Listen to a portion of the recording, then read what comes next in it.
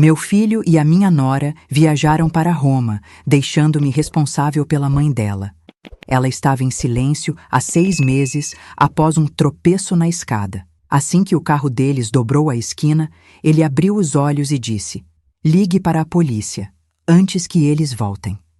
Eu sempre acreditei que, depois de certa idade, a vida finalmente nos ofereceria algum descanso. Uma pausa merecida depois de décadas dedicadas à família, ao trabalho, às dores silenciosas que só uma mulher madura reconhece no corpo e na alma. Mas eu estava enganada. O que me aguardava naquela manhã não era paz, mas o início de uma revelação sombria que mudaria tudo ao meu redor, inclusive a maneira como eu enxergava o meu próprio filho. O vento frio da manhã arrastava folhas secas pela calçada quando o carro de Marcelo e Lívia se afastou, virando a esquina com uma pressa que me chamou a atenção. Eles viajariam para Roma, lua de mel tardia, como ela disse, pousando a mão sobre o ombro de Marcelo, com um sorriso que nunca chegava aos olhos. Eu conhecia aquele tipo de sorriso. Já o havia visto em mulheres que carregavam intenções escondidas atrás de uma cortesia impecável. Fiquei ali, parada no portão, observando a poeira suspensa no ar enquanto tentava ignorar o peso que apertava meu peito. Lívia tinha insistido demais para que eu ficasse na casa deles durante a viagem, e também insistiu demais para que eu cuidasse de sua mãe, Dona Berenice, que, segundo ela, estava em silêncio desde um acidente doméstico. Um tropeço na escada que ninguém testemunhou. 6 meses de silêncio. 6 meses sem mover os olhos, sem reagir, sem emitir qualquer som. Algo não se encaixava. Algo nunca se encaixou. Mas quando eu questionei, Marcelo colocou a mão no meu ombro e disse: "Mãe, por favor, ajuda a gente. A Berenice só precisa de repouso. A Lívia está muito abalada." A voz dele ainda tinha aquele tom infantil, como quando era garoto, e pedia algo que sabia que eu não poderia negar. E eu, tola, ainda sentia o coração amolecer quando se tratava dele. Suspirei fundo, empurrei o portão e entrei. A casa estava estranhamente silenciosa. Não um silêncio acolhedor, mas um silêncio pesado, como se as paredes guardassem respirações presas. O quarto onde Dona Berenice ficava era escuro demais para uma enferma. As cortinas estavam sempre cerradas e a luz amarelada do abajur quase não alcançava os cantos da parede. Ela estava na cama, imóvel, olhos fechados, mãos sobre o peito. "Bom dia, Berenice", murmurei, ajeitando sua manta. Nenhuma reação, como nos últimos meses. Ou pelo menos, era isso que eu acreditava. Passei parte da manhã organizando remédios, limpando a cozinha, tentando não notar que muitas coisas estavam fora do lugar. Papéis empilhados demais, chaves onde não deveriam estar, documentos misturados com correspondências que não eram minhas nem de Marcelo. Era como vasculhar um quebra-cabeça que alguém tentava esconder. E quanto mais eu olhava, mais percebia. Havia algo naquela casa que não combinava com a vida que Marcelo e Lívia exibiam para todos. Uma vida perfeita, estável, admirada, mas havia rachaduras profundas. Por volta das 10 horas, decidi entrar novamente no quarto de Berenice para trocar sua posição na cama. A pele dela estava fria demais para alguém que supostamente dormia o dia inteiro. Aproximei-me devagar, e foi aí que tudo começou. No instante em que toquei seu ombro, o corpo dela tremeu, um movimento brusco, involuntário. Dei um passo para trás, assustada. "Berenice?" sussurrei. Foi então que seus olhos se abriram. Não devagar, não como quem desperta após meses de inconsciência. Eles se abriram de repente, como janelas escancaradas em meio a uma tempestade. E eu nunca vou esquecer o que vi ali. Pânico, desespero, um pedido de socorro tão profundo que senti minha própria alma estremecer. Antes que eu pudesse falar qualquer coisa, ela ergueu levemente a mão trêmula, um gesto mínimo, mas firme, urgente. Seus lábios se moveram. Eu me inclinei, com o coração martelando dentro do peito, e ouvi, num fio de voz que parecia vir das profundezas do medo: "Ligue para a polícia, antes que eles voltem." Senti o chão sumir sob os meus pés. "Quem, Berenice?" perguntei, com a voz embargada. Os olhos dela se encheram de lágrimas. e ela soltou um soluço contido por 6 longos meses. Eles, sussurrou. Meu tropeço não foi acidente. Minhas mãos ficaram frias. Um arrepio percorreu minhas costas, como se alguém tivesse soprado a verdade direto na minha nuca. Meu filho, minha nora, Roma, a pressa para sair, a insistência para eu ficar ali. Meu coração começou a bater tão rápido que senti náuseas. Mas antes que eu pudesse continuar perguntando, ela interrompeu. Eles vão me matar. Foi como se o ar tivesse sido roubado dos meus pulmões. Um medo visceral, ancestral, percorreu meu peito, e pela primeira vez em muitos anos, senti que eu não estava apenas entrando numa história difícil. Eu estava entrando numa tragédia. O crepitar distante de um caminhão passando na rua me trouxe de volta ao presente. O mundo lá fora continuava igual, alheio ao abismo que se abria diante de mim. Agarrei a mão dela. Eu estou aqui, Berenice. Eu vou te ajudar. Mas você precisa me explicar. Ela apertou meus dedos com uma força surpreendente para alguém em suposta imobilidade por tantos meses. Eles descobriram minha assinatura no testamento. A partir desse momento, minha vida nunca mais seria a mesma. E eu ainda nem sabia metade do que viria. O relógio da sala bateu 11 horas e naquele instante, pela primeira vez, senti que não estava sozinha na casa.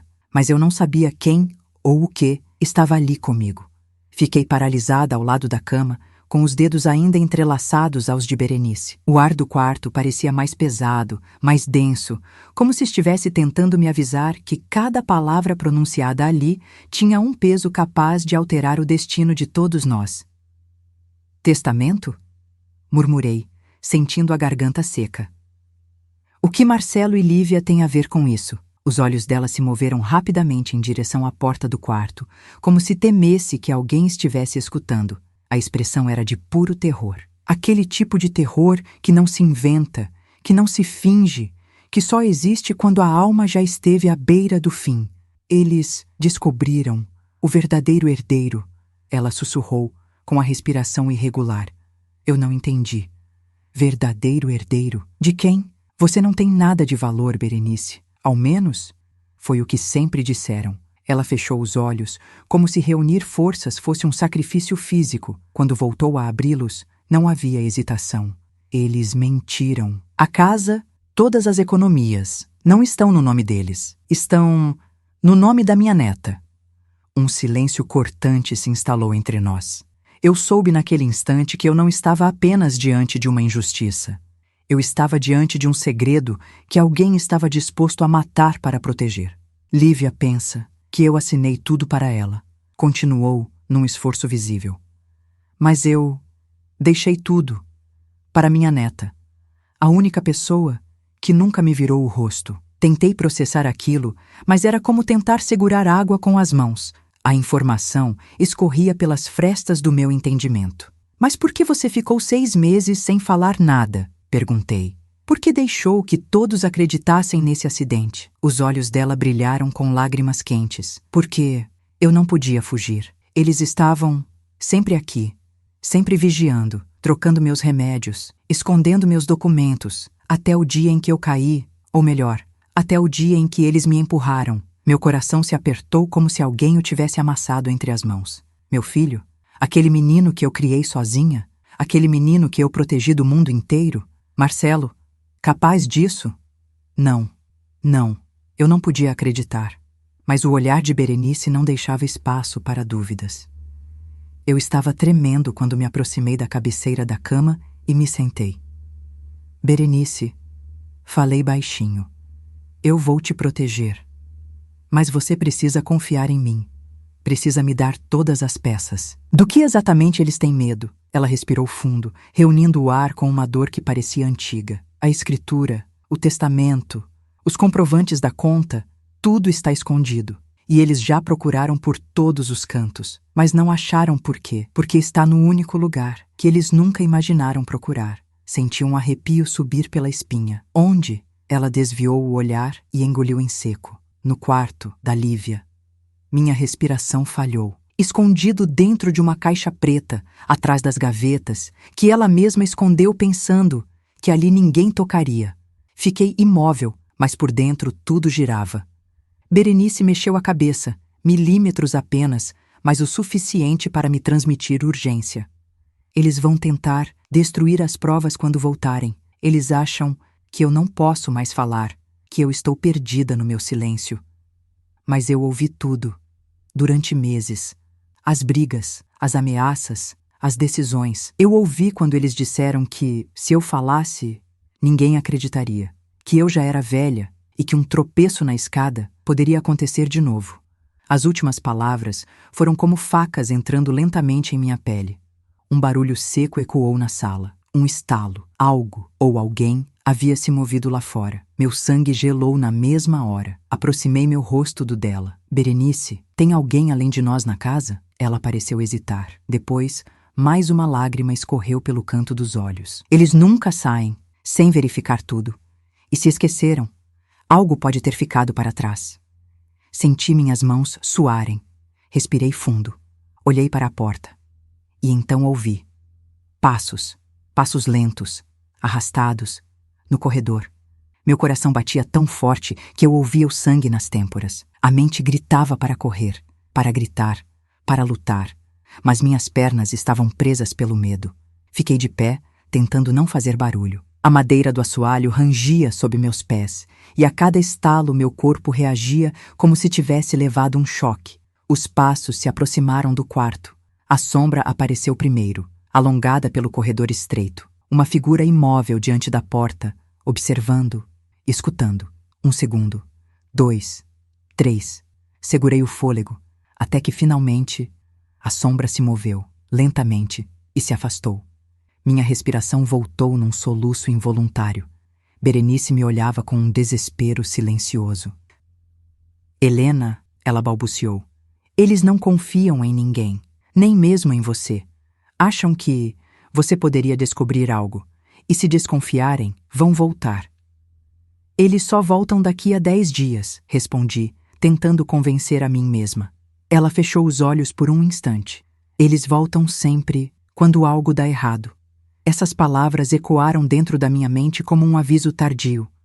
Atravessei o corredor com cuidado, tentando parecer calma, mas meus joelhos tremiam. A casa parecia viva, como se observasse cada movimento meu. Ao chegar à sala, encontrei a porta dos fundos, destrancada. Eu tinha certeza de que a havia trancado quando cheguei.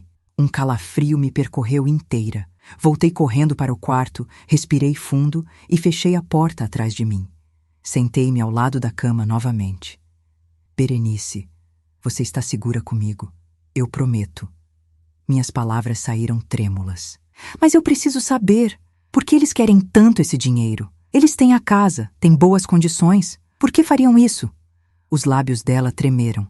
Dívidas, muitas dívidas, que eles escondem. Pessoas perigosas, cobrando. Lívia, envolvida em algo que nem Marcelo sabe. Eles queriam que eu assinasse tudo para salvar a própria pele. Eu me neguei. Eles me atacaram. E agora, tem medo que eu denuncie. Respirei fundo. Tudo fazia sentido. Terrível, cruel, mas coerente. Eu sentia o peso de cada peça se encaixando, formando um quebra-cabeça que eu jamais imaginei fazer parte. Passei a mão no rosto dela. Você fez bem em me contar. Agora vamos agir. Não estamos sozinhas. Eu tenho experiência com a vida, e você tem a verdade. Ela me olhou como se aquelas palavras fossem o primeiro sopro de esperança em meses. Mas então, sua expressão mudou. Ela ficou rígida, alerta, com os olhos arregalados. O carro, ela murmurou. Eu não entendi. O carro? Que carro? Ela apertou meu pulso. Eu ouvi. Eles voltaram. Meu coração parou por um instante. Corri até a janela, afastando apenas 1 milímetro da cortina. E então vi. Um carro preto, desconhecido, estacionado do outro lado da rua. 2 homens dentro, observando a casa. Meu estômago se revirou. Quem são eles? Sussurrei. Cobradores, respondeu Berenice com a voz quebrada. Eles vêm quando Marcelo e Lívia não atendem.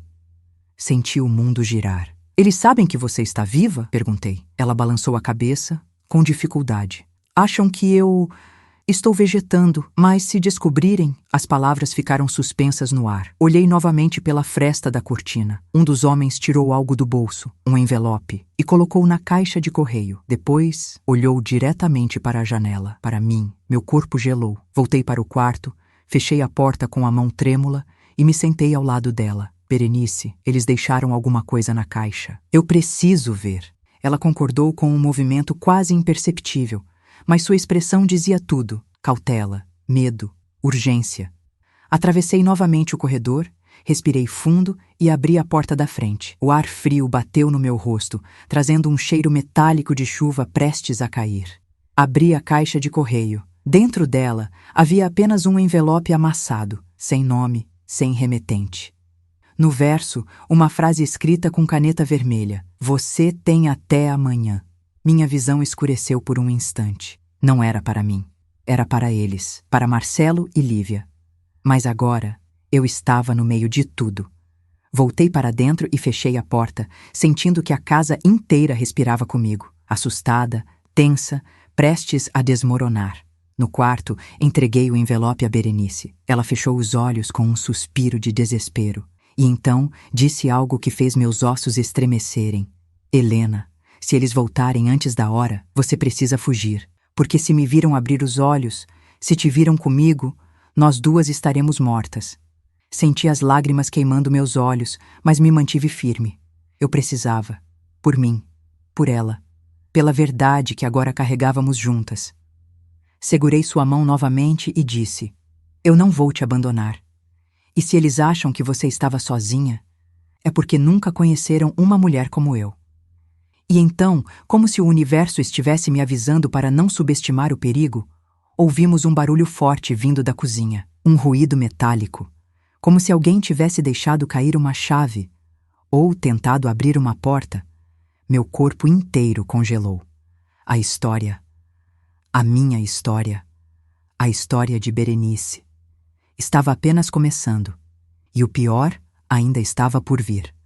Eu permaneci imóvel por alguns segundos, tentando decifrar se o som vindo da cozinha havia sido real ou apenas fruto do terror que ainda queimava dentro do meu peito. A casa estava mergulhada em um silêncio tão profundo que até o meu próprio respirar me parecia alto demais, invasivo demais, perigoso demais. Mas o barulho tinha sido real. Eu sabia. Meu corpo sabia. Fechei os olhos por um instante, tentando me lembrar de cada detalhe da casa naquela manhã. Cada porta que eu havia fechado, cada janela que eu havia trancado, cada chave que eu tinha conferido 2 vezes, por puro instinto. O problema era que, quando o medo se instala, até a memória se torna uma inimiga. Abri os olhos e me aproximei da porta do quarto. "Helena", murmurou Berenice com a voz embargada, "não vá lá." Segurei a maçaneta com firmeza, embora minhas mãos estivessem geladas. "Eu preciso saber se estamos sozinhas, Berenice. Não posso deixar que alguém se aproxime de você." Ela tentou mover a cabeça, protestando, mas o corpo não tinha forças para acompanhá-la. Apoiei a orelha na porta. Silêncio, mas um silêncio tenso, vivo, como se alguém estivesse segurando a respiração do outro lado. Meu coração acelerou. Puxei o ar, abri a porta devagar e coloquei apenas a cabeça para fora.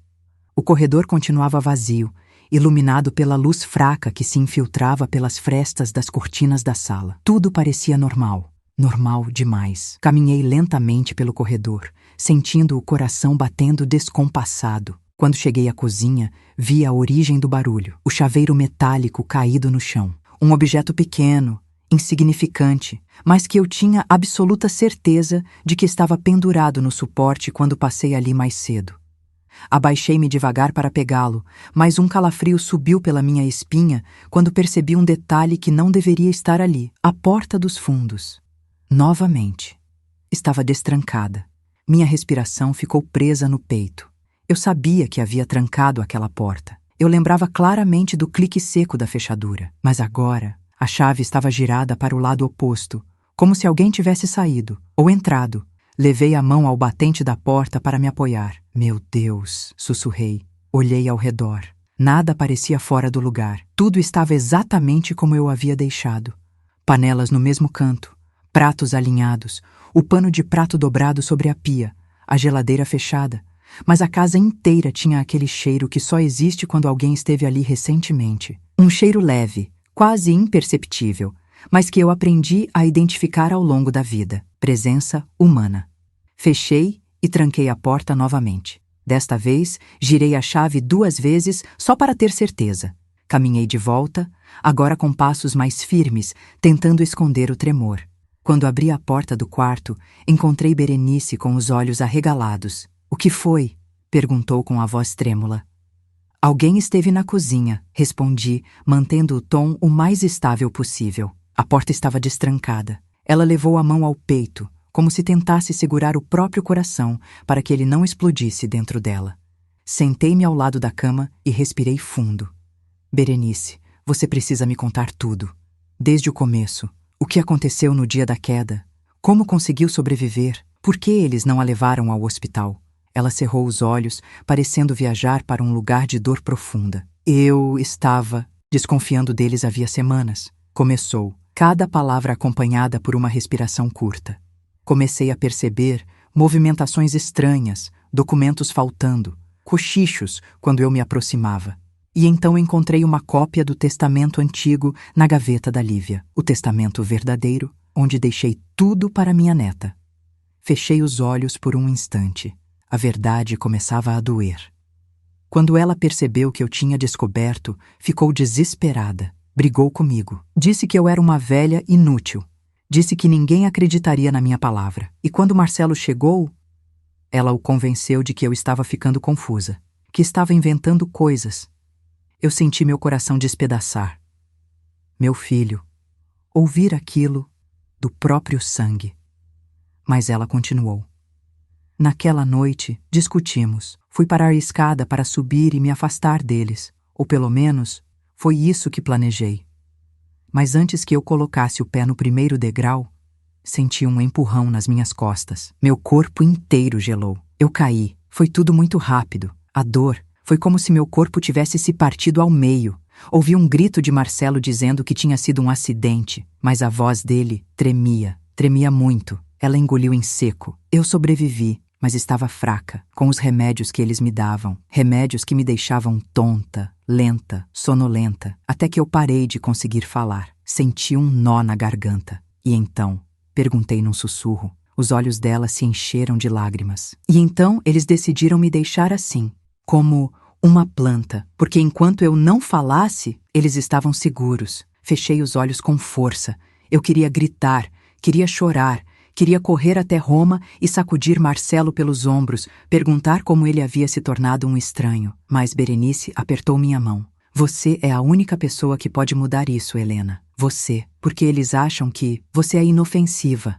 As palavras dela me cortaram como lâmina. Inofensiva, uma senhora de 68 anos. A mãe que ninguém mais leva a sério. A mulher que todos tratam como se fosse feita de vidro. Foi nesse instante que senti algo despertar dentro de mim. Algo que eu acreditava ter perdido há muitos anos. Uma força antiga, uma força calma, uma força perigosa. Eu respirei fundo e disse: "Eu não vou permitir que toquem em você novamente. E não vou permitir que continuem vivendo como se nada tivessem feito." Ela me olhou com um misto de esperança e medo. "Vão nos matar, Helena. Você precisa entender isso." "Não", respondi com a voz firme. "Eles acham que nos matariam facilmente, mas ainda não conhecem o que uma mulher velha e inteligente é capaz de fazer quando alguém que ama está em perigo." Ela abriu um leve sorriso. "O primeiro em 6 meses, talvez." Eu me levantei. "Agora, precisamos do próximo passo. Você disse que as provas estão escondidas no quarto de Lívia, e eu vou encontrá-las." Berenice arregalou os olhos. "Helena, não! Se eles deixaram alguém para vigiar a casa, então é melhor que eu descubra isso agora", respondi. "Antes que seja tarde demais." Caminhei até a porta, com as pernas firmes e o coração preparado para tudo. Mas antes de sair, ouvi Berenice dizer: "Helena, se algo acontecer com você, eu não vou me perdoar." Olhei para trás. Nada vai acontecer comigo. Já passei por muita coisa na vida. Já enfrentei pobreza, violência, perdas. Já enfrentei dias em que nem eu acreditava que chegaria viva ao amanhecer. Acha mesmo que vou cair agora, por causa de 2 ingratos? Ela deixou escapar um suspiro que parecia soltar anos de angústia. Eu sorri, mas não era um sorriso doce. Era o sorriso de uma mulher que sabia exatamente o que estava prestes a enfrentar e que não tinha medo. Abri a porta, saí para o corredor e dei o primeiro passo rumo ao quarto de Lívia, sem saber que, do outro lado da casa, alguém também estava indo em minha direção e que nossos caminhos estavam prestes a se cruzar de um modo que mudaria tudo. O corredor parecia mais estreito do que antes, como se as paredes estivessem lentamente se aproximando de mim enquanto eu caminhava em direção ao quarto da minha nora. Cada passo fazia o chão ranger, denunciando minha presença. Eu tentava ser silenciosa, mas a casa parecia amplificar qualquer movimento meu, como se ela mesma estivesse nervosa, alerta, respirando junto comigo. O medo estava ali, pulsando, vivo, mas havia algo maior que o medo, a determinação. Quando cheguei à porta do quarto de Lívia, senti um arrepio percorrer meu corpo. A porta estava entreaberta. Eu tinha certeza absoluta de que naquela manhã ela estava fechada. Fechada com força. Lívia sempre foi obsessiva com isso. Nunca deixava nada fora do lugar. Coloquei a mão na maçaneta com cuidado. A madeira estava fria demais, como se tivesse sido tocada por alguém instantes antes. Empurrei a porta lentamente. O quarto estava mergulhado em penumbra, iluminado apenas por um feixe de luz que escapava pelas frestas da persiana. O cheiro de perfume doce, enjoativo, ainda pairava no ar. Lívia sempre exagerava no perfume, talvez para encobrir aquilo que jamais conseguiria, sua verdadeira essência. Respirei fundo e entrei. A cama estava arrumada de forma impecável, como sempre, mas o resto do ambiente, não. Havia gavetas entreabertas, roupas jogadas sobre a cadeira, um par de sapatos fora do lugar, coisas que Lívia jamais deixaria assim antes de viajar. Ou alguém esteve ali, ou alguém ainda estava ali. Meu coração acelerou. Caminhei até a cômoda com passos lentos, cuidadosos, analisando cada detalhe, cada sombra, cada ruído. A caixa preta mencionada por Berenice. Ela deveria estar ali, oculta, escondida atrás das gavetas. Ajoelhei-me diante da primeira. Puxei devagar. Vazia. Abri a segunda. Apenas roupas dobradas. A terceira, trancada. Meus olhos se estreitaram. Uma gaveta trancada nunca é um bom sinal. Olhei ao redor, procurando a chave. Lívia sempre escondia coisas pequenas no mesmo lugar, atrás dos porta-retratos. Levantei o primeiro. Nada. O segundo, vazio. O terceiro, ali estava. Uma chave pequena, prateada, com um arranhão no centro. Peguei-a, respirei fundo e encaixei na fechadura. Um clique seco ecoou pelo quarto. Puxei a gaveta e lá estava. Uma caixa preta, pequena, discreta, mas pesada. Pesada como a verdade. Meu coração martelava no peito enquanto eu a puxava cuidadosamente. Coloquei-a sobre a cama. Minhas mãos tremiam. Aquilo era mais do que madeira e metal. Era a prova da vida de Berenice, a prova da mentira, a prova da violência. Abri a caixa, e então meu mundo parou. Dentro dela havia a escritura da casa, o testamento original, extratos bancários, cartas antigas da neta, e um pendrive vermelho. Tudo cuidadosamente organizado, como alguém que planejou, por muito tempo, se proteger. E Lívia jamais imaginaria que sua própria gaveta guardava o segredo que a destruiria. Peguei a escritura nas mãos. Li o primeiro parágrafo. A casa estava, de fato, no nome da neta de Berenice. Não no de Lívia, não no de Marcelo. Engoli seco. Fecha-se um abismo diante de mim. Peguei o testamento. E foi nesse momento que ouvi um estalo, um passo, dentro do quarto, atrás de mim. Meu corpo congelou. Cada fio de cabelo da minha nuca se arrepiou. Meu instinto gritava para não virar, mas eu virei, lentamente, e vi a silhueta de um homem parado à porta do quarto.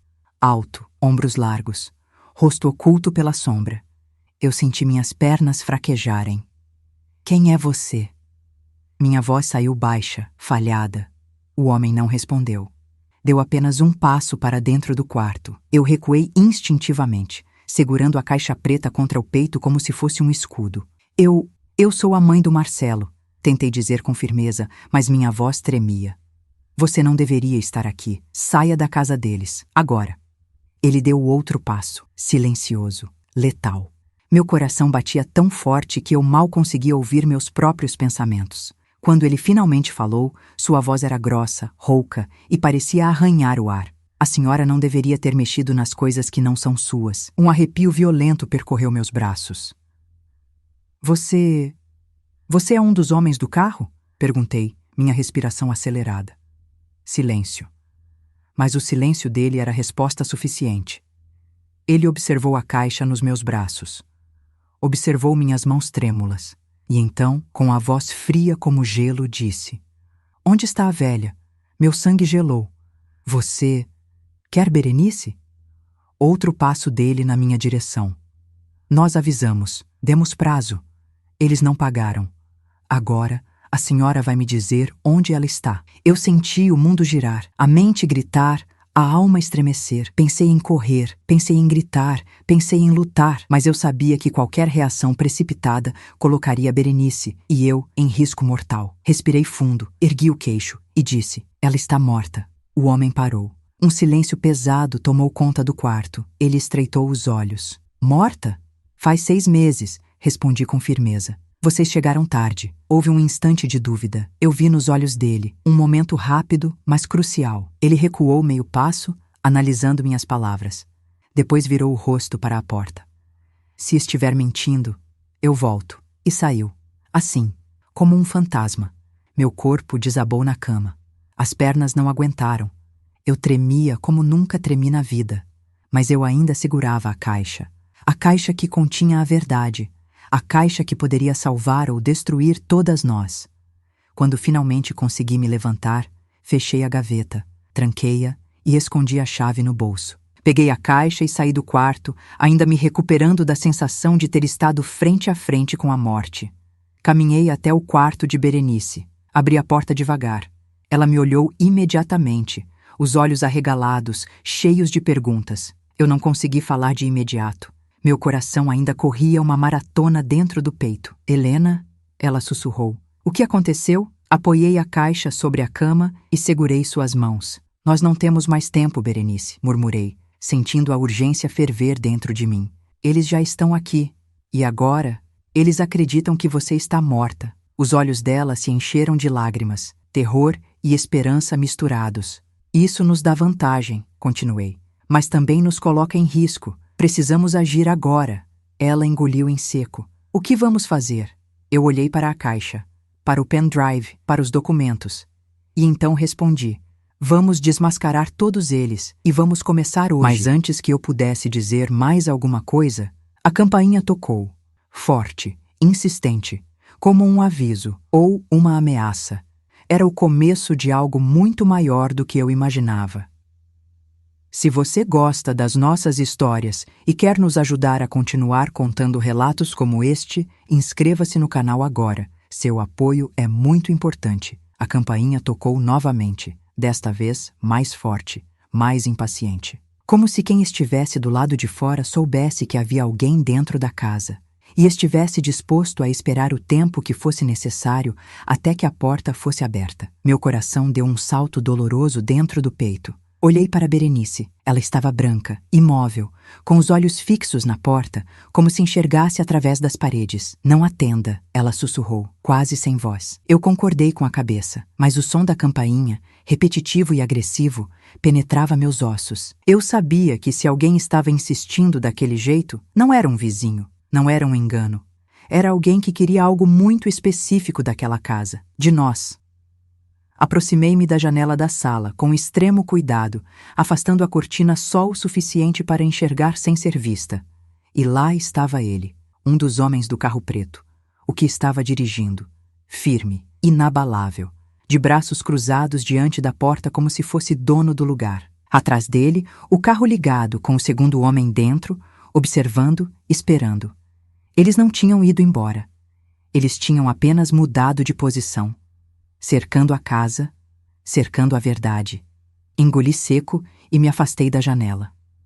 Eles estão aqui, murmurei, e não vão embora tão cedo. Berenice fechou os olhos e pressionou as mãos contra o rosto. Helena, eles vieram por mim. Eles vão vasculhar tudo. Se descobrirem que estou consciente, Se te viram comigo... Eles não vão hesitar. Toquei seu ombro com cuidado. Eles acham que você está morta, e essa será a nossa vantagem. Agora, precisamos agir. Ela me olhou, desesperada. Como? Eles podem entrar à força. Respirei fundo. A situação exigia mais do que coragem. Exigia estratégia. Exigia uma frieza que eu não sabia que ainda possuía, mas ali estava, queimando dentro de mim. Nós vamos fazer duas coisas, disse calmamente. Primeiro, vamos esconder você num lugar onde ninguém pense em procurar. Segundo, eu vou atender a porta. Berenice arregalou os olhos, horrorizada. Você enlouqueceu. Esses homens são perigosos. Ele entrou na casa sem você perceber, Helena. Eles podem te matar. Aproximando-me dela, segurei suas mãos. Eu vivi 68 anos nesta terra, Berenice. Já enfrentei gente cruel, já passei fome, já perdi o pouco que tinha. Aprendi a reconhecer o perigo. E aprendi a enfrentá-lo. Não se preocupe comigo. Eles não vão encostar um dedo em você. Nem hoje, nem nunca. Ela respirou fundo, ainda aterrorizada, mas sem forças para contestar. Onde você vai me esconder? Olhei ao redor. O quarto tinha poucas possibilidades. Era óbvio demais, exposto demais. A sala também. O corredor, pior ainda.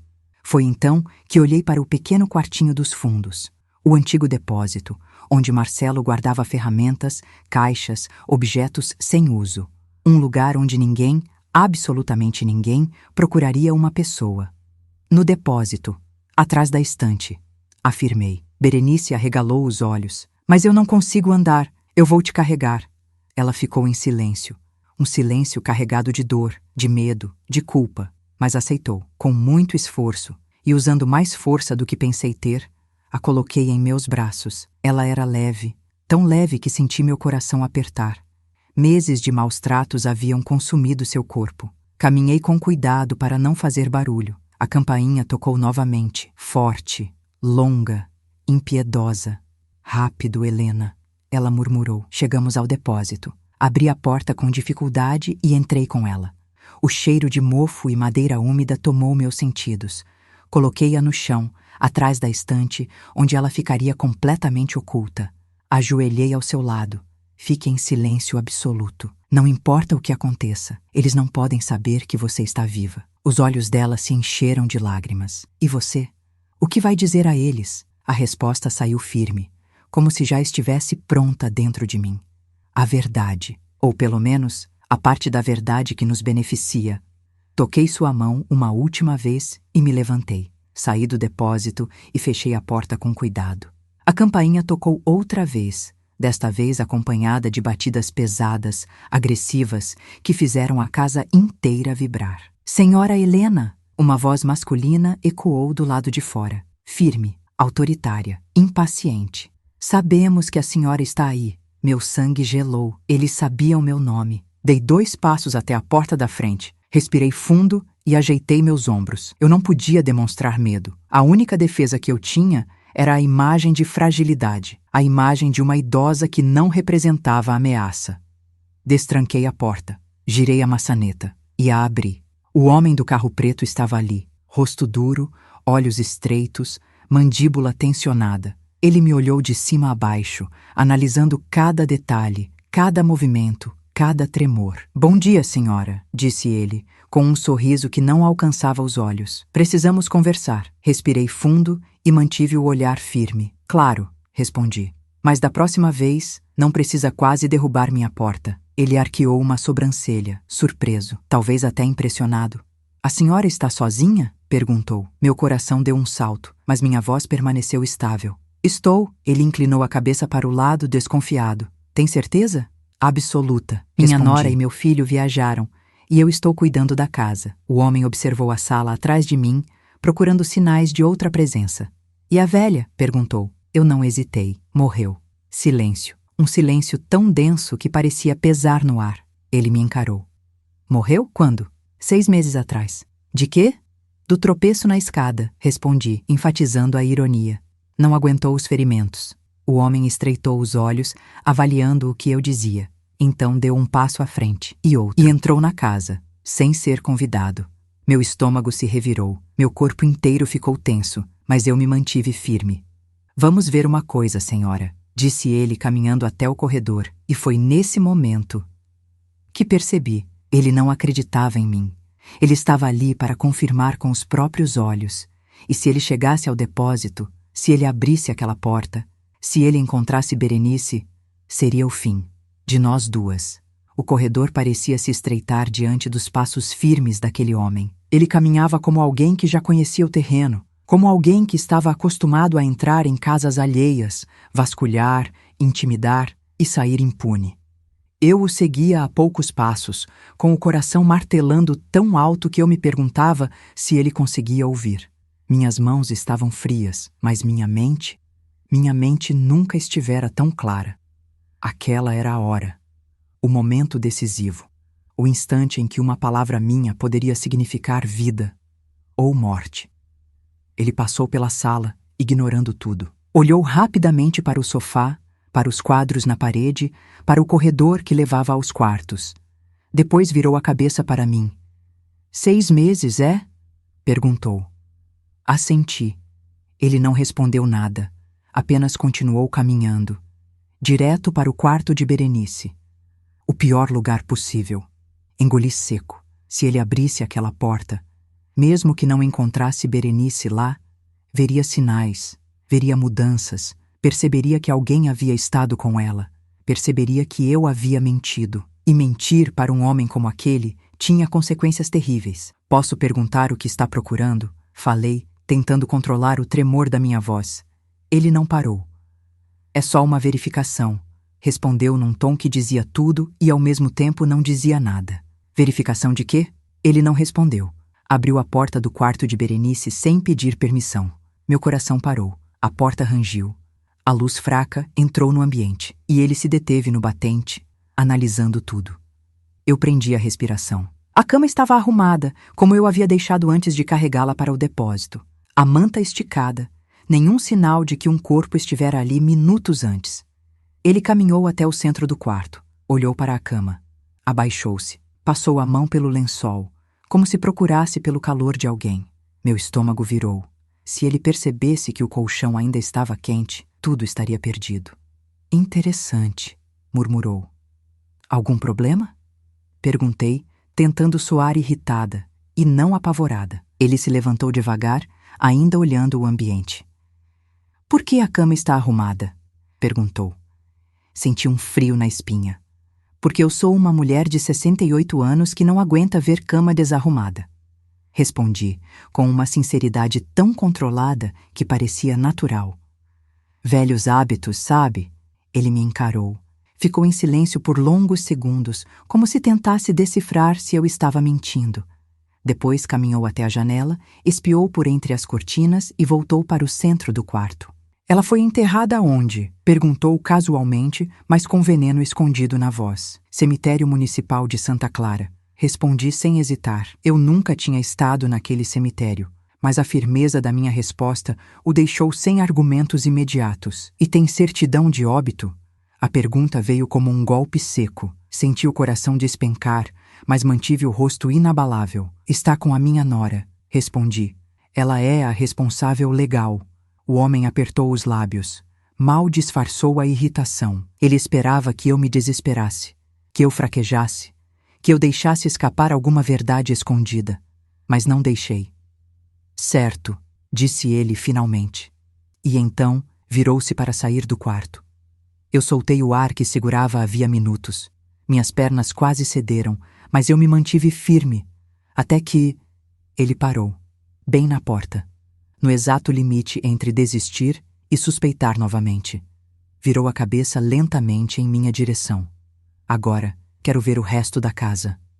Meu sangue gelou. O resto da casa está em ordem, respondi rápido demais. Ele sorriu. E aquele sorriso não era humano. Era o sorriso de um predador que percebe quando a presa treme. Vou ver mesmo assim. E avançou para o corredor. Meu coração começou a bater tão forte que eu senti a pressão subindo pelo pescoço. Porque eu sabia qual era o próximo cômodo da casa. O depósito. O lugar onde Berenice estava escondida. A porta estava fechada, mas uma porta fechada era exatamente o que chamaria a atenção. Ele caminhava lento, passo por passo. cada centímetro dele sendo guiado por um instinto que parecia treinado. Eu precisava fazer alguma coisa, imediatamente. Então respirei fundo e dei o passo mais ousado da minha vida. Passei à frente dele, bloqueando o corredor com o corpo. Já chega, falei firme. Você não tem direito de entrar nos outros cômodos, não com essa agressividade. Ele me encarou, impassível. Senhora, saia da frente. Não, respondi, e foi ali que tudo mudou. Ele deu um passo à frente. Eu dei 2. Ele estreitou os olhos. Eu ergui o queixo e acrescentei. Se quiser entrar no restante da casa, chame a polícia. Eu abro a porta quando eles chegarem. Ele congelou. Porque homens como ele evitam a polícia. Eles ameaçam, intimidam, invadem, mas não chamam autoridades. Eu vi o cálculo acontecer nos olhos dele. Vi a hesitação, vi a raiva. A senhora é corajosa, disse ele, com a voz baixa, tensa. Não, respondi. Eu só conheço a lei. Ele respirou fundo. E por um segundo achei que ele fosse me empurrar, me machucar, me matar. Mas então, ele deu um passo para trás, outro, e virou as costas. Voltaremos, disse antes de atravessar o corredor. Isso não acabou.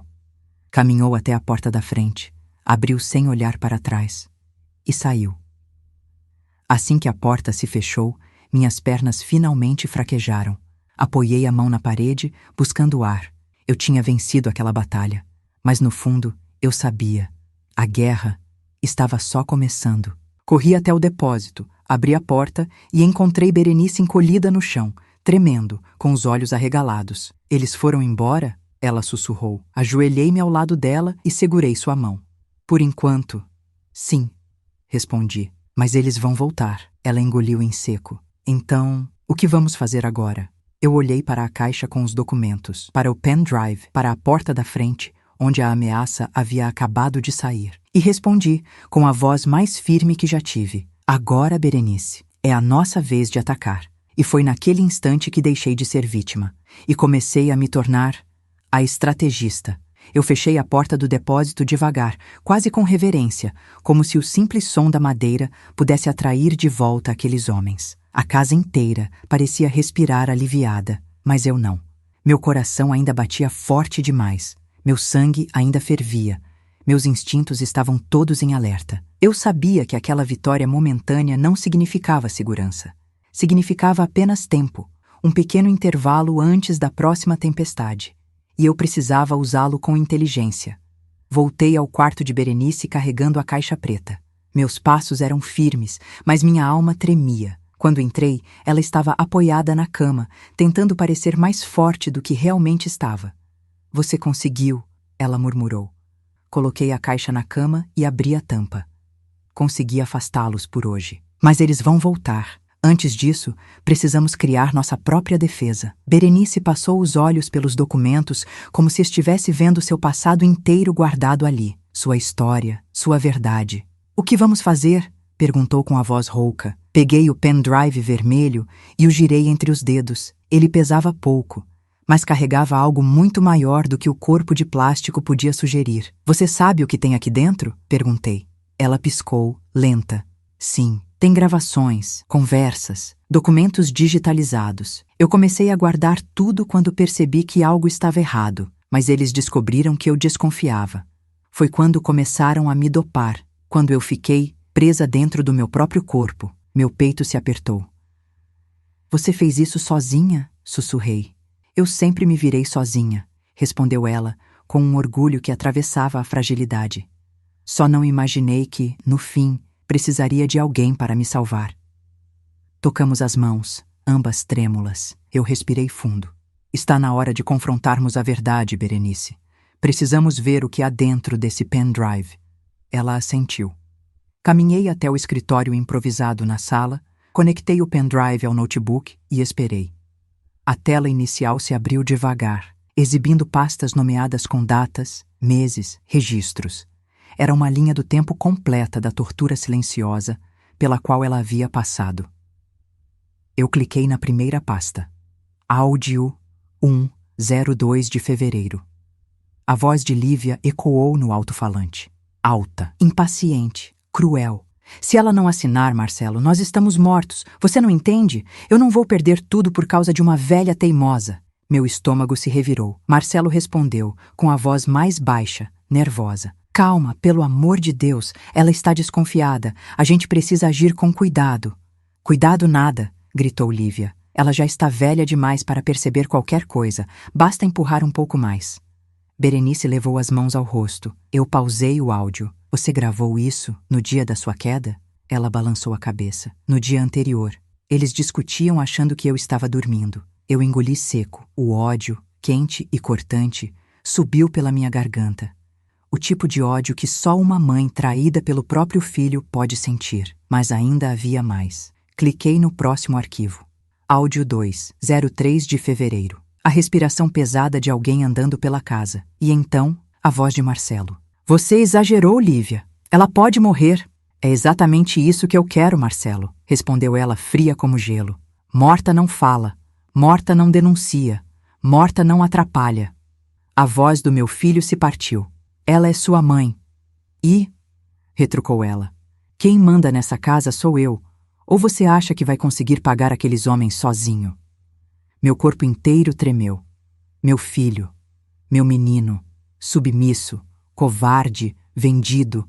E o pior, conivente. Berenice começou a chorar em silêncio. Eu pausei o áudio. O quarto ficou preenchido apenas pela respiração trêmula de nós duas. Por um instante, não éramos duas mulheres vítimas de uma situação sombria. Éramos duas mães decepcionadas com os filhos que criaram. Levei a mão ao rosto, tentando conter a raiva que queimava por dentro. Helena, disse Berenice com a voz baixa, você ainda não ouviu o pior. Cliquei no próximo arquivo. Vídeo 103 de fevereiro. A imagem começou a aparecer, tremida, mal posicionada, mas nítida o suficiente. Era a escada da casa, o corrimão, a sala ao fundo. E então, Lívia surgindo, aproximando-se de Berenice, que estava descendo os degraus com cuidado. E antes que eu pudesse piscar, ela empurrou. Empurrou com força. Empurrou com vontade. O corpo de Berenice caiu como uma boneca desmontada. Um baque surdo ecoou na sala, e a imagem se apagou. Eu tapei a boca com as duas mãos. Berenice virou o rosto para o lado, tentando conter os soluços. Ela me odiava tanto assim. Sussurrou. Meus olhos ardiam, minhas mãos tremiam. Meu peito parecia preso numa pilha de pedras. Berenice, murmurei. Isso é uma tentativa deliberada de homicídio. Isso é monstruoso. Ela não respondeu. Olhei para o computador, para os arquivos, para a verdade escancarada diante de nós. E algo dentro de mim quebrou. Um tipo de amor cego que eu ainda nutria por Marcelo morreu ali, de forma silenciosa, definitiva. Eu peguei o pendrive com firmeza. Esses áudios, esse vídeo, isso é o que vai derrubar os dois. É o que vai salvar você. E é o que vai proteger essa casa. Eu me levantei. Helena, o que você vai fazer agora? Virei-me para ela, sentindo a força renascer dentro de mim. Uma força antiga, profunda, que eu pensava ter perdido com a idade. Agora, minha querida, eu vou preparar nossa armadilha, e quando Marcelo e Lívia voltarem de Roma, eles não farão ideia do que os espera. Fiquei de pé diante daquele computador, com o pendrive ainda quente na minha mão, como se carregasse uma arma silenciosa, mas poderosa o bastante para destruir tudo o que Marcelo e Lívia tinham construído à custa de tanta crueldade. Berenice me observava com uma mistura de medo e esperança. Eu sabia que dali em diante não havia mais retorno. A primeira coisa que fiz foi desconectar o pendrive. A segunda foi guardá-lo no bolso interno do meu casaco, no lugar onde nenhum olhar curioso encontraria, nem mesmo em uma revista policial. Respirei fundo. Helena, Berenice sussurrou. Você acha mesmo que podemos enfrentá-los? Aproximei-me dela, segurei suas mãos frágeis e respondi. Não vamos enfrentá-los. Vamos destruí-los com a verdade. E a verdade está do nosso lado. Ela fechou os olhos por um instante, como se absorvesse minhas palavras. Quando os abriu novamente, algo havia mudado. Uma centelha de coragem brilhava ali. O que você vai fazer agora? Perguntou. Primeiro, esconderemos tudo direito. Depois, vamos nos preparar para quando eles voltarem. Mas eu sabia que faltava uma peça fundamental. Os homens do carro preto. Eles eram o perigo imediato. Eles eram a ameaça viva. Eles eram aqueles que poderiam entrar a qualquer momento e, se descobrissem Berenice viva, acabaria tudo. E percebendo isso, uma ideia começou a se formar dentro de mim. Uma ideia ousada, arriscada, mas necessária. Berenice, preciso que você descanse um pouco, falei, ajeitando seus travesseiros. Vou preparar a casa. Preparar como? Sorri de leve. Você verá. Saí do quarto e fechei a porta, devagar. O primeiro movimento da minha estratégia. Fui direto para a cozinha. Comecei a mexer nas panelas, nas gavetas, nos armários. Não porque eu precisasse cozinhar, mas porque eu precisava fazer barulho. Eu precisava criar a ilusão de normalidade. Enquanto mexia nas coisas, meu olhar ia constantemente para a janela. O carro preto ainda estava lá, com seus 2 vultos dentro, observando. Esperando. Eles não acreditaram totalmente na minha versão. Ou talvez queriam garantir que eu não tentaria nenhum movimento ousado. Mal sabiam eles que eu estava prestes a fazer exatamente isso. Peguei um pano de prato, molhei na torneira e esfreguei as bancadas, como se estivesse apenas limpando a casa. Mas, na verdade, eu analisava cada canto com atenção, buscando câmeras, microfones, qualquer coisa que não estivesse ali antes. Nada. Voltei à sala. Parei no centro e observei cada detalhe, cada sombra, cada objeto. Não podíamos correr risco nenhum, porque se eles percebessem que havia alguém escondido, se percebessem que a velha não estava morta, a nossa chance acabaria. 2. O telefone fixo, a peça que faltava. Quando me aproximei da estante, reparei no telefone fixo. Era antigo, raramente usado, mas funcional. E naquele momento, ele seria a nossa salvação. Peguei o aparelho, limpei o pó com a manga da blusa e respirei fundo.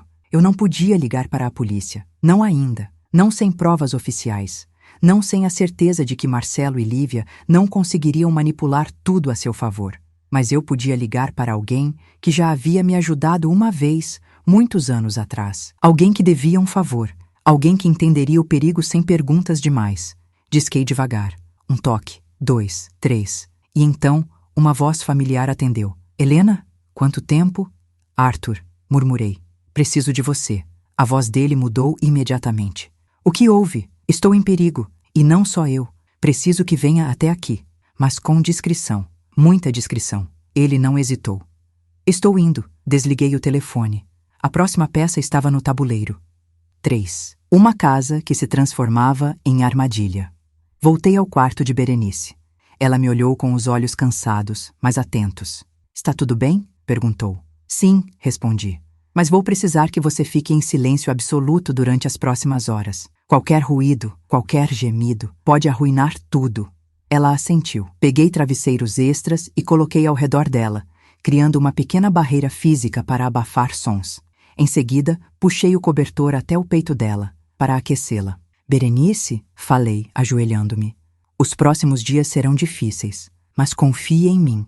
Quando esta história acabar, você terá de volta tudo o que é seu. Seus olhos se encheram de lágrimas. Eu confio em você, Helena. Você é a única pessoa que não me abandonou. Beijei sua testa. Agora vamos continuar. Fechei a porta e caminhei para o corredor. 4.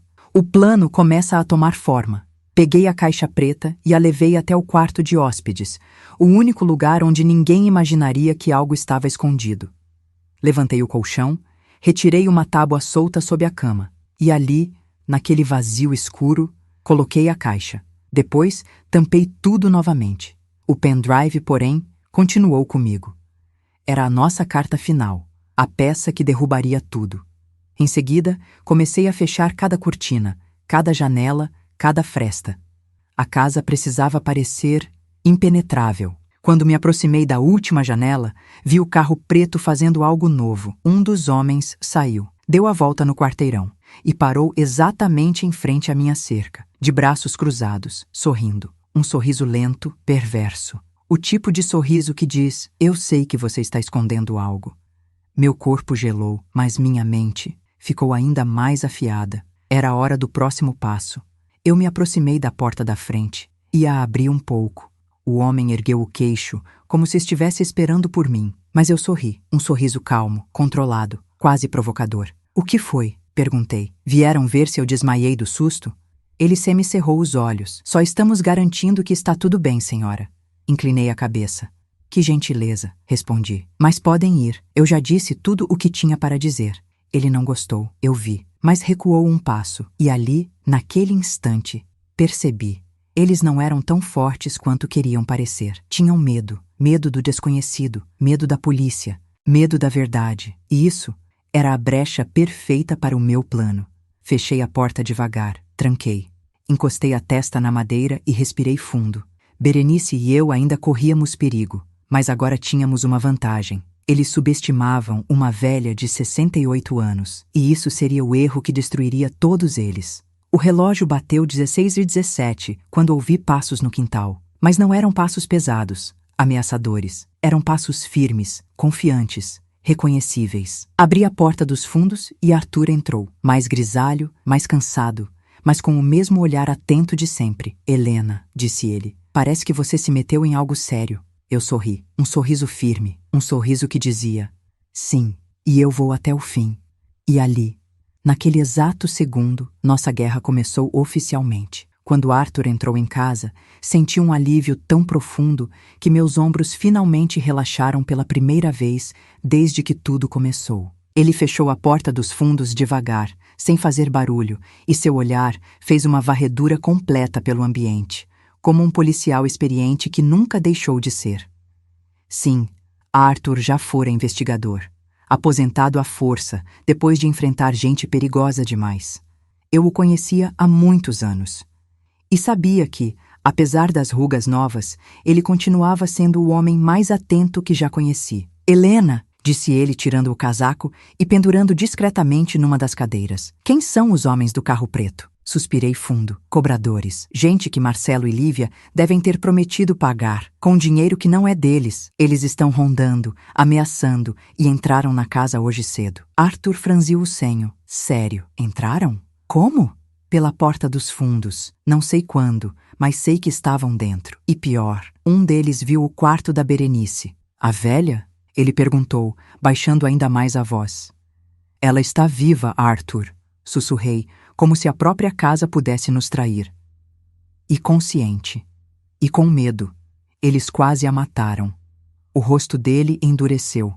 Ele não precisava de mais detalhes. Apenas um olhar meu bastou para que entendesse o tamanho da tragédia.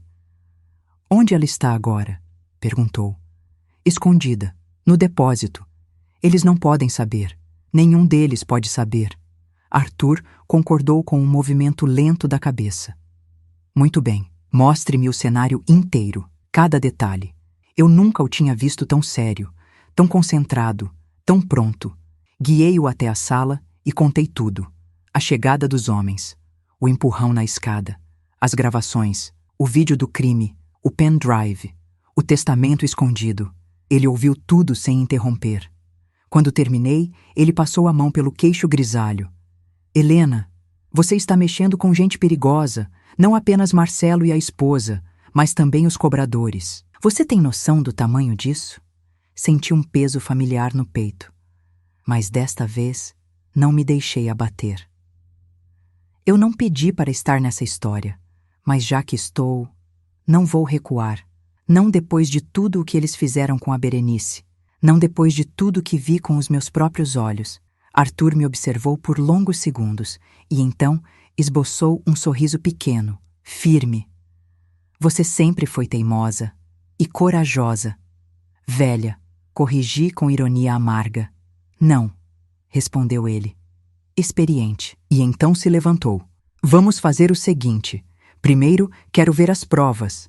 Levei-o até o notebook. Arthur colocou os óculos, conectou o pendrive e começou a assistir aos arquivos um por um. Com o áudio 1, ele franziu o senho. Com o áudio 2, ele fechou a mão com força. Mas quando o vídeo da escada começou, ele ficou imóvel, duro como pedra, o maxilar travado, os olhos fixos na tela, queimando de indignação. Quando o vídeo terminou, ele respirou fundo e disse: Isso não é só prova, isso é munição. Isso derruba qualquer advogado de quinta categoria. Isso destrói a versão deles. Isso coloca a polícia inteira na cola desse casal. É suficiente para proteger a Berenice? Perguntei.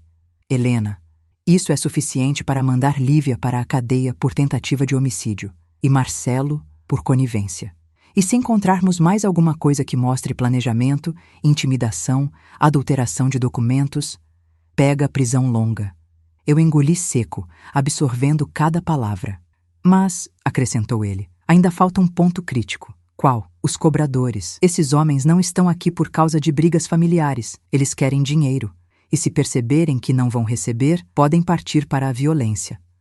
Ar frio percorreu minha espinha. Então o que fazemos? Arthur respirou fundo, como quem prepara um plano perigoso. Vamos usar o medo deles contra eles, disse ele. Vamos fazer parecer que a polícia já está envolvida. Vamos fazer parecer que eles correrão risco se puserem um dedo nessa casa. Mas a polícia ainda não está envolvida, murmurei. Ele sorriu de canto. Eles não precisam saber disso. Meu coração bateu mais rápido. Uma esperança começava a nascer. Arthur, você acha que isso pode funcionar? Helena, respondeu ele com firmeza. Esses homens vivem à margem da lei, sempre com medo de serem pegos. Se acreditarem que há investigação acontecendo, recuam. Se acreditarem que esta casa virou território quente, somem. E quando Marcelo voltar? Bom? Ele me olhou nos olhos. Vocês podem derrubá-lo legalmente antes que ele sequer pise no aeroporto. Eu soltei o ar num suspiro trêmulo. Pela primeira vez, eu me senti um passo à frente. Não mais apenas sobrevivendo, mas lutando. Então vamos começar, disse Arthur. O que precisa que eu faça? Ele sinalizou com a cabeça em direção à porta. Primeiro, Helena, preciso que você me diga onde está sua coragem, porque vamos precisar dela agora. Sorri. Está aqui desde o começo. Só estava adormecida. Arthur, então, abriu o notebook e começou a copiar arquivos, criptografar, preparar versões duplicadas. Depois, abriu a agenda da casa, uma agenda digital que Lívia usava para organizar contas e datas. E ali, entre os compromissos, havia algo que fez ele se inclinar mais perto. Helena, olhe isso. Aproximei-me. Era um lembrete, marcado para o dia seguinte. Reunião com Ricardo. Confirmar pagamento. Quem é Ricardo? Perguntei. Um agiota, respondeu Arthur, sem hesitar. E dos perigosos. Meu estômago revirou. Eles iam encontrá-lo amanhã? Sim, e esse é o nosso momento ideal. Você não faz ideia da oportunidade que isso nos dá. Eu arqueei as sobrancelhas. Como assim? Ele se levantou, caminhou até a janela e olhou novamente para o carro preto estacionado do outro lado da rua. Depois virou-se para mim. Helena, amanhã vamos virar esse jogo. Como? Perguntei. E então ele disse a frase que mudaria tudo. Vamos usar a dívida deles contra eles mesmos e fazer com que os cobradores virem o problema deles e não mais o nosso. Meu coração bateu com força. Arthur, isso é perigoso. Tudo nessa história é, mas se fizermos direito, Berenice estará a salvo. Você também. E Marcelo e Lívia vão enfrentar a justiça. Ficamos em silêncio por alguns segundos. A tensão elétrica no ar parecia quase visível. E então eu respondi. Então vamos até o fim. Arthur sorriu. Era isso que eu queria ouvir. Naquela noite, a casa não dormiu. E eu também não, porque pela primeira vez eu estava deixando de ser apenas vítima. Eu estava me tornando a mulher que daria o golpe final. A madrugada caiu sobre a casa como uma manta pesada, abafando os ruídos da rua e intensificando cada som interno. A madeira dos móveis estalava, o vento batia nas janelas com força, e a respiração de Berenice, agora mais leve, mais consciente, ecoava dentro do depósito onde ainda estava escondida. Arthur e eu não dormimos. Não porque não quiséssemos, mas porque não podíamos. O que faríamos ao amanhecer exigiria estratégia, cuidado e coragem. Sentados à mesa da cozinha, iluminados apenas pela luz fraca do abajur, organizávamos tudo. Papéis, cópias de arquivos, horários, possíveis rotas de fuga. O pendrive, protegido dentro do meu bolso, parecia pulsar com uma energia própria. Como se contivesse não apenas provas, mas vidas. Helena, disse Arthur, mantendo a voz baixa. Este plano só vai funcionar se você fizer exatamente como combinamos. Respirei fundo. Eu já enfrentei o inimigo a vida inteira, Arthur. Não vai ser agora que vou fraquejar. Ele me olhou com um respeito silencioso. Amanhã, às 9 da manhã, eles vão bater na porta de novo, explicou. É o padrão de cobradores desesperados. Eles pressionam cedo. Se não obtêm resposta, voltam com mais força. Meu estômago apertou. Eu sabia que ele estava certo. Eles voltariam. E voltariam querendo respostas. Ou sangue. Só que desta vez, continuou Arthur, vamos fazer com que eles pensem que a casa está sendo monitorada pela polícia, que qualquer passo errado vira prisão. E como vamos fazer isso? Perguntei. Ele sorriu de canto. Usando o que eles mais temem, a lei e o desconhecido. 1. Preparando o cenário. Quando o relógio marcou 3h42 da madrugada, começamos a montar a armadilha. Arthur retirou do bolso um pequeno dispositivo, um gravador de voz portátil, semelhante a um rádio policial. Onde conseguiu isso? Perguntei impressionada. A aposentadoria não apaga contatos, respondeu ele. Colocamos o gravador perto da porta da sala. Com ele, Arthur reproduziria frases de agentes, simulando que havia policiais dentro da casa. Ensaiamos algumas. Unidade 34, situação monitorada. Equipes em posição, aguardando autorização.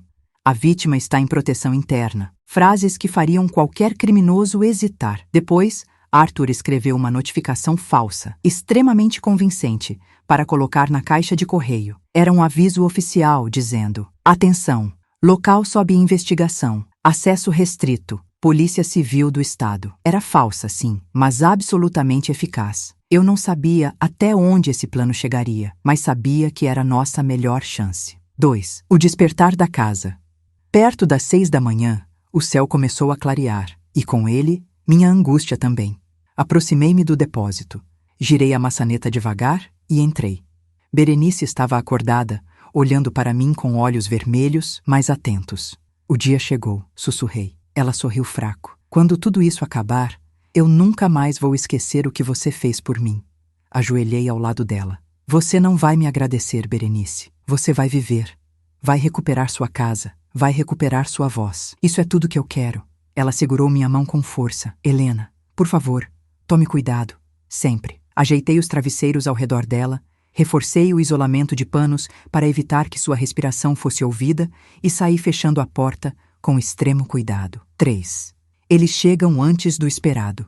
Eu e Arthur estávamos na sala, preparados, quando ouvi passos no quintal. Eram rápidos, rígidos, determinados.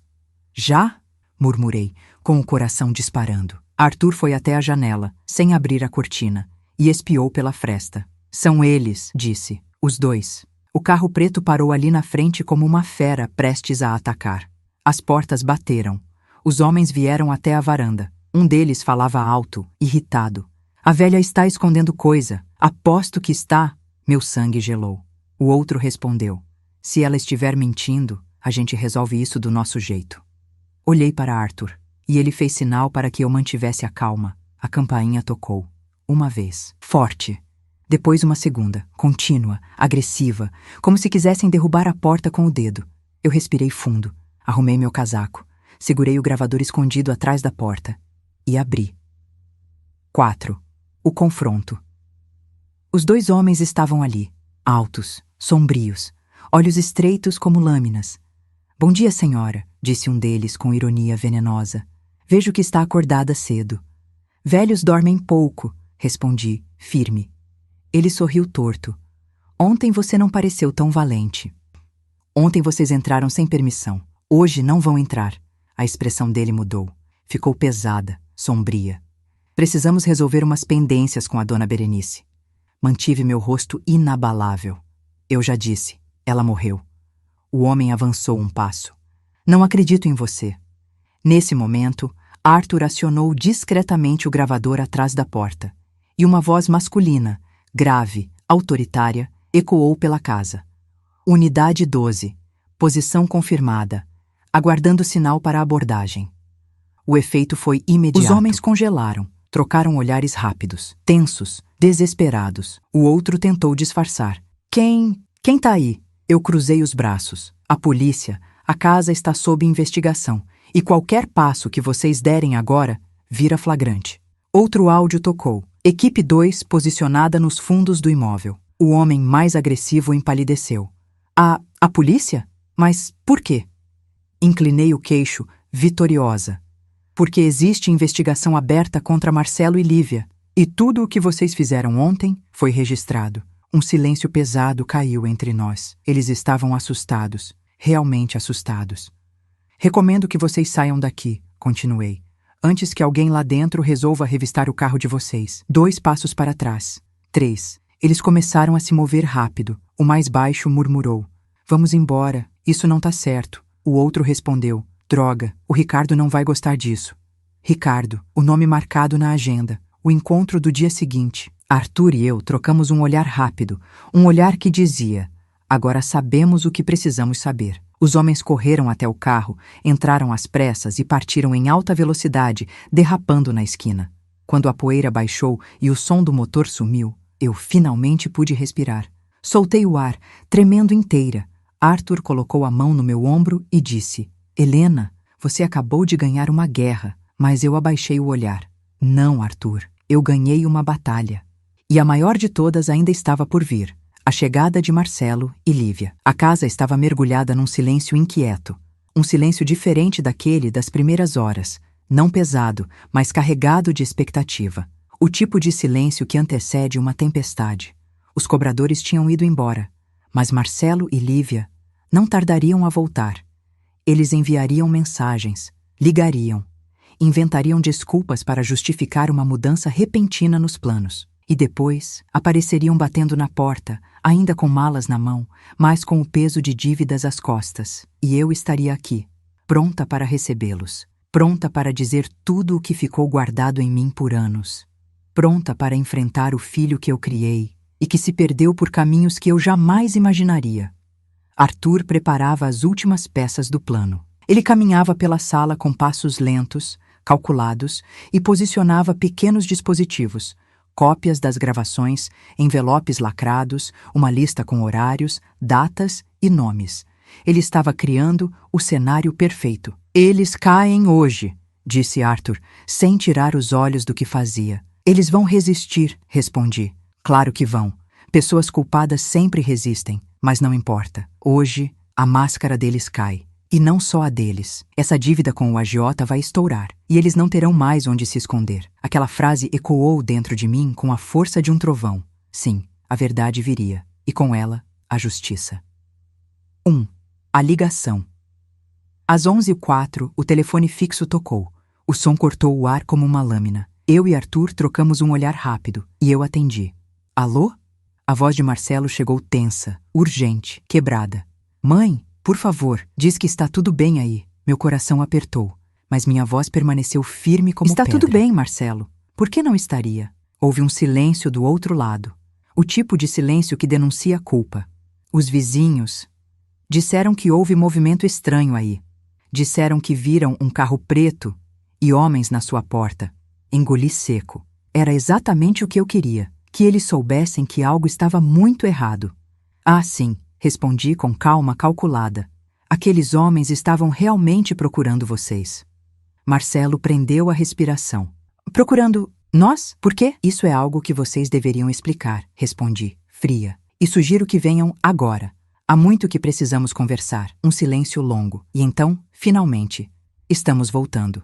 Desligou. Arthur se aproximou. Pronto. A ratoeira foi armada. Agora, esperamos. Eu senti minhas pernas tremerem, não de medo, mas de algo mais profundo. A dor de uma mãe que sabe que está prestes a destruir o próprio filho para impedir que ele destrua outra vida. 2. A chegada. Demorou menos de 2 horas. O barulho do motor na rua ecoou como um trovão anunciando o fim. O carro de Marcelo estacionou em frente à casa. As portas bateram, e eu ouvi as vozes deles discutindo baixinho. Nervosos, pressionados, desconfiados. Depois, passos no portão. 3 batidas. Mãe, a voz de Marcelo chamou, mas o tom não tinha nada de amor, tinha urgência e medo. Eu me levantei da poltrona com calma. Arthur ficou ao meu lado, discreto, mas presente. Abri a porta devagar. Marcelo entrou primeiro. Olhos vermelhos, olheiras profundas, suor na testa. Ele parecia menor do que eu lembrava. Lívia veio logo atrás. Mas ela chegou diferente. Não como a nora educada que fingia gentileza, mas como uma fera encurralada. Olhos agressivos, mandíbula tensa, mãos apertando a bolsa, como se ali dentro estivesse alguma saída. ou alguma arma. Ela estranhou a presença de Arthur imediatamente. Quem é ele? Perguntou com frieza. Meu tom foi igualmente frio. Alguém que entende de justiça. Vi o pavor atravessar seu rosto por uma fração de segundo, e isso me deu forças. Marcelo se aproximou de mim. Mãe, o que aconteceu? O que aqueles homens queriam? Eu o olhei profundamente nos olhos. Olhos que eu conhecia desde o dia em que ele veio ao mundo. Olhos que agora carregavam mentiras. Eles queriam respostas, respondi. As mesmas respostas que eu quero agora. Ele piscou, confuso. Que respostas? A pergunta foi tão cínica que uma raiva antiga, acumulada, subiu pela minha garganta. Mas eu mantive o controle, porque naquele momento, o poder estava do meu lado. Marcelo, falei devagar, a sua sogra caiu da escada? O rosto dele empalideceu. Eu continuei. Ou foi empurrada? Lívia arregalou os olhos e viu terror tomar conta dela. Mas Marcelo tentou disfarçar. Mãe, eu já disse, aquilo foi um acidente? Interrompi com uma firmeza que fez até Arthur me olhar de lado. Silêncio. Marcelo desviou o olhar. Lívia deu um passo para trás. E então? Eu caminhei até a mesa. Peguei o envelope que Arthur preparara e o coloquei diante deles. Acho que vocês deveriam abrir. Marcelo abriu o envelope com mãos trêmulas. E quando viu o conteúdo, fotografias da queda, cópias das gravações e uma transcrição do vídeo do empurrão, seu rosto desmoronou. Lívia levou a mão à boca. Um pânico real atravessou seu olhar. Isso é mentira, ela balbuciou. Isso foi manipulado, foi editado. Isso não é prova. Mas a voz dela vacilava. Ela sabia que estava derrotada. Só não aceitava. Quer ver o original? Perguntei, tirando o pendrive do bolso. Está tudo aqui. Marcelo começou a recuar. Mãe, por favor, você não entende. Eu tentei impedir, eu não queria, mas fez. Respondi, cortando qualquer desculpa. Lívia então explodiu. Ela não devia ter se metido. Tudo estava sob controle, até você aparecer aqui. E aí, o último fio de paciência dentro de mim se rompeu. Sob controle? Minha voz saiu baixa. Você tentou matar a própria mãe. Não uma vez, mas várias. Dopou, machucou, mentiu, manipulou, roubou, infectou a casa com sua crueldade. Lívia tremia, de raiva, de medo, de desespero, não importava. E agora, completei, você vai pagar por tudo. Marcelo caiu de joelhos. Mãe, por favor, pensa no meu futuro. Pensa na minha vida. Eu fechei os olhos. Uma lágrima escorreu, silenciosa, amarga, pesada. Eu pensei no seu futuro a vida inteira, Marcelo. Mas você escolheu o caminho errado e agora vai finalmente colher o que plantou. Quando abri os olhos, Arthur já estava com o celular na mão, discando. Para quem você está ligando? Lívia gritou. Ele respondeu com a calma de quem sabe que venceu. Para a polícia. A casa inteira pareceu prender a respiração. E então, 3 palavras ecoaram, marcando o início do fim. Eles estão aqui. Quando Arthur disse, eles estão aqui, senti o tempo desacelerar. As sirenes começaram como um murmúrio ao longe, depois crescente, depois inevitável. Marcelo e Lívia empalideceram ao mesmo tempo, como se as cores fossem arrancadas dos seus rostos. O medo deles não era apenas da polícia, era do fim, do ponto sem retorno, da verdade finalmente revelada. Os carros policiais estacionaram em frente à casa. 2, depois 3. Homens armados desceram rapidamente. Helena, Marcelo murmurou com a voz quebrada. Por favor não deixe acontecer isso. Mas eu já não era a mãe submissa, nem a mulher silenciosa. Eu era a guardiã da verdade, a protetora de uma vida injustiçada. E olhei para ele sabendo que aquela seria a frase que separaria definitivamente nossas vidas. Eu não deixo mais ninguém sofrer por sua causa. A campainha tocou. Arthur abriu a porta. Os policiais entraram. Recebemos denúncia de tentativa de homicídio, falsificação documental e possível cárcere privado, informou o investigador. Quem é a responsável pela denúncia? Eu dei um passo à frente. Meu nome é Helena. Tenho as provas aqui. Ele assentiu com respeito. Um respeito que senti que não recebia há muitos anos. Precisamos da vítima, disse ele. Por um segundo, Marcelo tentou reagir. A vítima morreu. mas um simples olhar meu para Arthur bastou. Ele caminhou até o depósito, abriu a porta com cuidado e voltou empurrando a cadeira de rodas improvisada onde Berenice estava sentada, desperta, frágil, mas viva, viva. No instante em que os policiais a viram, tudo mudou. Ela está viva? Perguntou um deles, surpreso. E pronta para contar tudo, respondi, colocando a mão no ombro dela.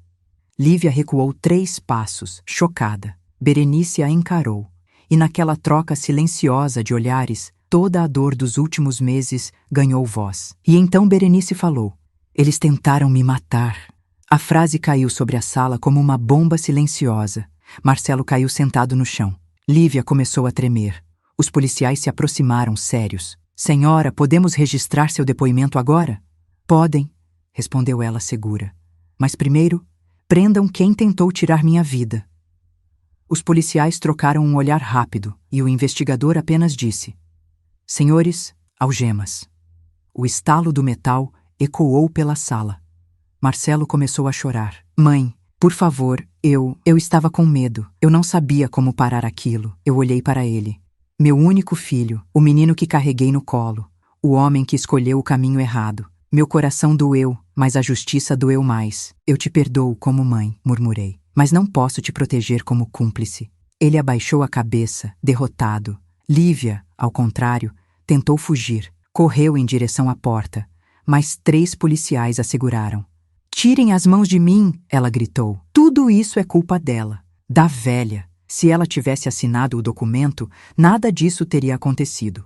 Mas ninguém ouviu suas desculpas, nem seus gritos, nem seu desespero, porque a verdade estava contra ela e a justiça finalmente a alcançava. A recompensa da verdade. Depois que a polícia levou os 2, a casa parecia outra, mais leve, mais silenciosa, mais viva. Berenice chorou muito, mas eram lágrimas de libertação. "Helena, você me devolveu minha vida", disse ela. Segurei suas mãos com carinho. "Você só precisava de uma chance de ser ouvida. Eu apenas segurei sua mão quando mais ninguém segurou." Ela sorriu fraquinho. "Você foi minha voz quando eu não tinha mais nenhuma." Arthur, encostado na parede, observava tudo com um sorriso discreto. "Agora falta a última parte", disse ele. "Qual?" perguntei. "Oficializar que a casa é dela e garantir que ninguém mais tente tomar o que é direito dela." Acompanhei Berenice à delegacia no dia seguinte. Registramos tudo, entregamos provas, protocolamos documentos. O processo foi rápido, muito rápido, porque nada é mais poderoso do que provas irrefutáveis e testemunhas vivas. Em menos de uma semana, a justiça concedeu proteção a Berenice, mandado de prisão preventiva para Lívia, investigação por conivência e fraude contra Marcelo, bloqueio total dos bens deles, transferência legal da casa para a neta de Berenice, um círculo perfeito se fechando. Quando tudo se acalmou, sentei-me na varanda da casa, agora silenciosa, e observei o pôr do sol dourar o portão. Arthur sentou-se ao meu lado. "Você venceu, Helena", disse ele. Olhei para minhas mãos, mãos envelhecidas, firmes, marcadas pela vida. "Não, Arthur", respondi suavemente. "Eu não venci. Nós sobrevivemos. E sobrevivemos porque não deixamos a verdade morrer no silêncio." Fechei os olhos. "Sabe, dizem que a idade enfraquece, que nos torna invisíveis. Mas o que ninguém entende é que quando chegamos aqui, já vimos tanto, já sentimos tanto, que aprendemos a lutar com sabedoria. E sabedoria vale mais que força." Ele concordou. E eu concluí. A justiça chega para quem insiste na dignidade, para quem não desiste de si, para quem sabe que o amor verdadeiro jamais se submete à crueldade. Agradecimento final. Se você chegou até aqui, do fundo do meu coração, obrigada. Obrigada por acompanhar minha história, por sentir comigo cada medo, cada dor e cada superação. Sua presença significa muito. E peço um favor especial. Inscreva-se no canal. Isso nos ajuda a continuar trazendo histórias como esta. Histórias de coragem, injustiça, verdade e renascimento. Obrigada por me ouvir. Obrigada por me acompanhar. E lembre-se, nunca subestime a força de uma mulher madura que já sofreu demais. Ela sempre sabe como se levantar. Helena, 68 anos.